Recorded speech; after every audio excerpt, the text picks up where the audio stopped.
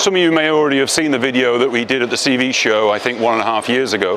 That was where we launched our latest generation of product using 3D printing, artificial intelligence, and also new material science.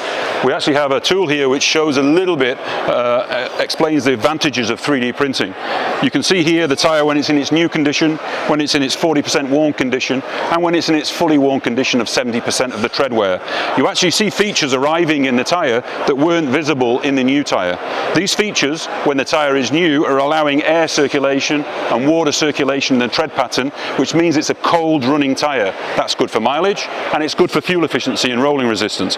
As the tyre is wearing, these features are exposed, which means you have much better wet grip and traction late in the life of the tyre, meaning the stopping distance of this tyre is very similar to the stopping distance of a brand new tyre, as much as 6 meters shorter stopping distance in wet conditions than some of our premium competitors. This is one of the advantages of the 3D printing, and I'll go on to explain in our new generation of product what else this technology can deliver.